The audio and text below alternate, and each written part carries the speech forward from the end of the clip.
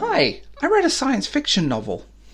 I'm Will, I'm the host of The Bald Book Geek, and all of my links are down below, and my second channel is Ahoy, so do check those out. What is this? So this is 10 Low. This was sent to me by Titan in exchange for an honest review. I'm standing up in a video and it feels kind of weird, but I actually prefer standing up. Nice wide angle, although you get to see where I haven't painted my ceiling yet, or the wall, so... Hi.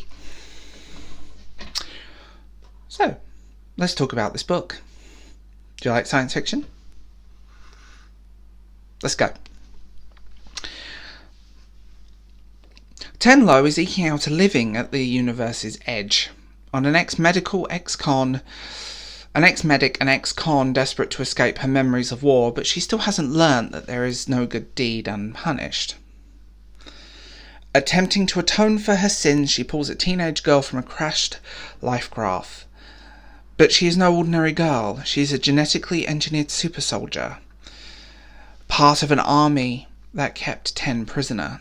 Worse, 10 realises the crash was an assassination attempt, and someone wants the girl dead. So, where do we start with this? This is a harder science fiction novel, which is unusual, especially now. It's definitely in the hard science fiction frame. It does have some space operatic elements, which is fine. I have no issue with those lines get blurry, because you have to tell a convincing story.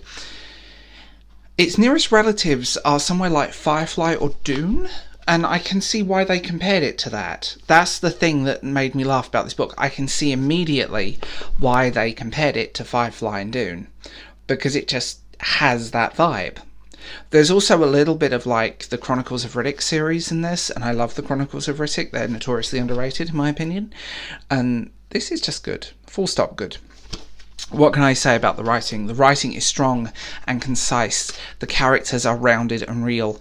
It doesn't feel like anyone's a cutout. All of the characters actually have personalities, and yes, the novel is a little slow to start, but actually the slow start is beneficial because when it picks up the pace, and quite soon in, you're like, oh, I get why the start was so slow, because it's telling you the story.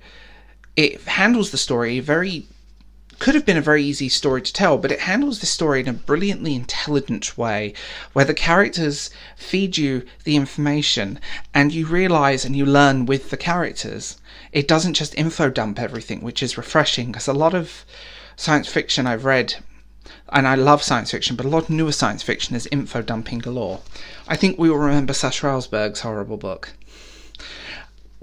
10 Low is one of those science fiction novels that just got under my skin, and when I put it down, I was like, I need to keep reading this. I want more, and I want more from this writer.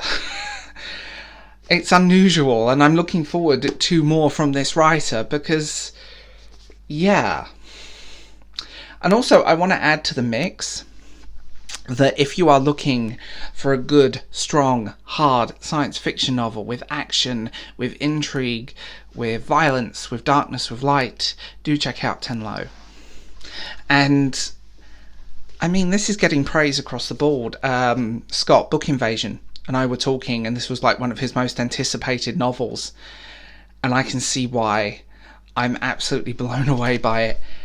And just, I like punchy, I like fast science fiction, I like some action every now and then, and I like action that keeps you pulled in, and I like things that are that. Sometimes you want some mindless violence in places too, and this has it too.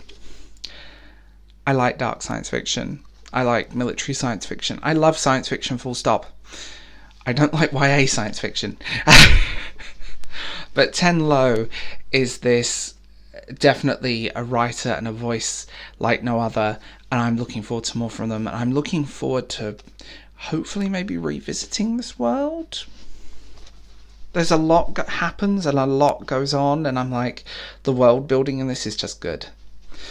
So there we go.